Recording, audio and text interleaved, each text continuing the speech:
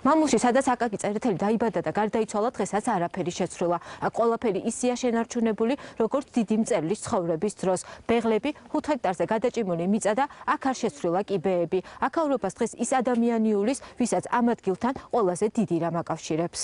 ეხლა მე მივდივარ იმ ნაფეხურებზე, რომელი ნაფეხურებზედაც აკაკი მიდიოდა.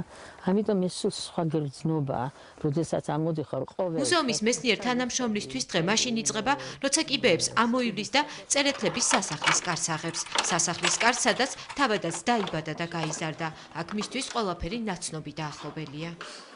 ესაკვანი აკაკის ძიძიშვილებმა და სამანელმა და სხიტორონმა გლეხებმა აკაკის საჩუქრად მიართვეს მისი იუბილეზე. აი ისტორიული სარკე, გახსოვთ ალბათ აკაკის ბავშვობა, აკაკიმ როსტომარო სარკის წინ დააყენა, აქო ბიჭი მყავს დამწნეულია, ხო გახსოვთ? სწორედ ის სარკეა, რომლის სარკეშიდაც პატარა აკაკი ჩაახედეს.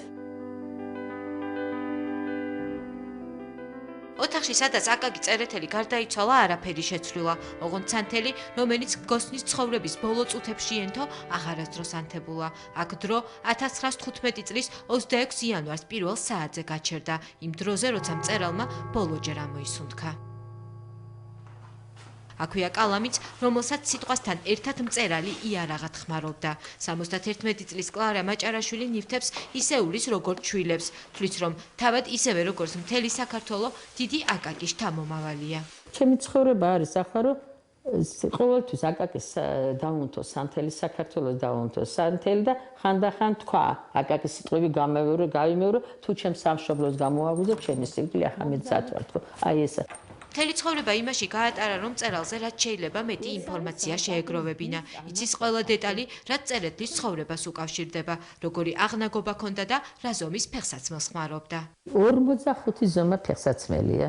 აკაკის სიმაღლე იყო 184 სანტიმეტრი, საშუალოზე საკმაოდ მაღალი, წარმოსადეგი ბეჭებ გადაშლილი და ბუდიში მამაკაცებთან კარგი ტანის. აქ მაჭარაშვილები მაშინაც ცხოვრობდნენ, როცა აკაკის სახლი მუზეუმად გადაკეთდა. ეხლა ვერ გიპასუხებ თქვენ რომ მკითხოთ მე აკაკის სახლის შენი სამსახურია თუ სახლი? ეს ჩემი სახლიც არის, სამსახურიც არის და ყველაფერია. ჩემი დილა იწყება აკაკითი და მთავრდება აკაკითი.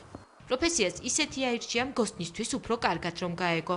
ბიბლიოგრაფი ამჟამად აკაკის სახლის ისტორიაზე მუშაობს. არასოდეს უნანია რომ დღეები, რომელსაც ადამიანი მხოლოდ ერთხელ გადის, დიდი მწერლის უკდავყოფას აჩუქა.